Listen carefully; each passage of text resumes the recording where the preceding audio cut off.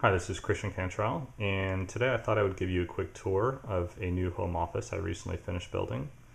This is a room that was previously storage in my basement. You can tell by the electrical panel I have there and the Verizon utilities there. Little prison window I have up in the corner. This room was not ever really intended to be inhabited, but I think it turned out pretty nice nonetheless. The first thing I would say about designing your own office space is to use a lot of light switches. So I have some switches there, I've got a switch over here, I've got a couple more switches right here. And what this allows me to do is to configure the lights for any kind of task that I'm working on. So I can sort of get task lighting how I want it, depending on what I'm doing. I have dimmers in various parts of the room so that I get a high level of configurability for the lighting. I have two workstations. This is my primary one over here with my big monitor, and then I have sort of a secondary workstation over here, so I can have sort of two different kinds of tasks going and switch back and forth easily if I want to. This is sort of my personal computer over here. I can also clear that surface off and just use it for various other kinds of projects. It's a very durable surface. I have a utility sink installed in the corner here, which is a little unusual. You're not going to find this in many home offices, but I didn't have a utility sink in my house already, so I figured while I had the plumbing exposed, I may as well put one in. I use this for things like washing out paint brushes or washing my hands after I've been eating before I touch my computer equipment or whatever. It's worked out nicely. The other really key component to a good, well-organized home office is storage space. So I have a nice big closet here with its own light. If you're building your own closet, make sure you put a light in it. It makes a lot of sense. It's nice and big. I can fit a lot of boxes and packaging that I want to save and various other things in here. I have some bins in the bottom, which have worked out nicely for storing things like cables. I use this wire shelving here, which is easily configured, relatively cheap, pretty easy to install, but very, very sturdy. It also lets the light penetrate down to the lower shelves, which is really nice. If you're worried about things like straps or smaller objects falling through the openings in the wire shelving, you can use this foam core board here, which has worked out nicely. So definitely sacrifice a little bit of floor space in your office for storage. It will make a lot of sense and save you a lot of trouble later. I'm using bamboo floors down here.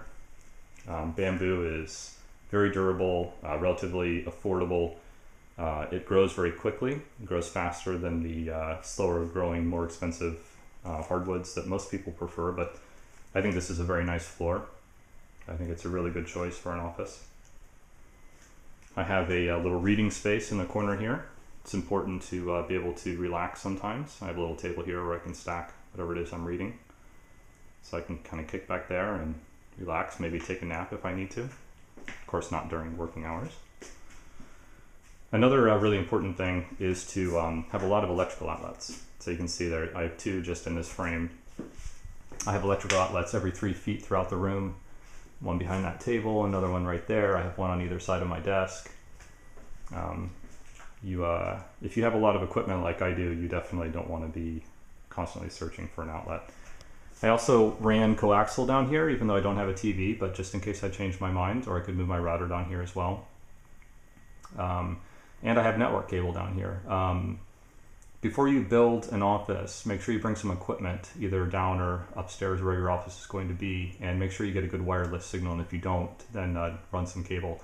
I got a pretty good wireless signal down here, but I went ahead and ran some cable anyways, just to get the little additional bandwidth. I have a nice sound system down here. That's important. It fills the space nicely. I have some more shelving right here for items that I want to have quicker access to, like my printer, stuff that I don't want to have in the closet, telephone and rechargeable batteries, those kinds of things.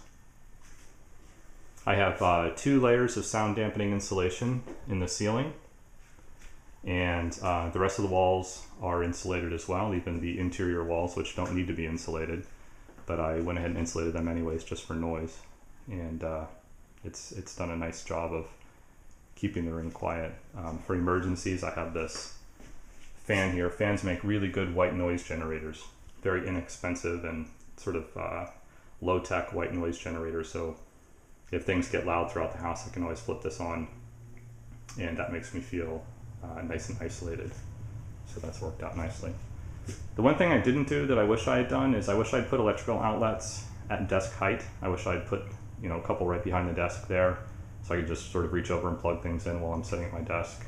That would have been nice. I would have put a couple here too. Unfortunately, it didn't occur to me until after the office was built. A friend of mine mentioned it sort of a couple days after the drywall went in, I think, and it was already sort of too late. So that's one thing I would have changed. But otherwise, I've been very happy with it.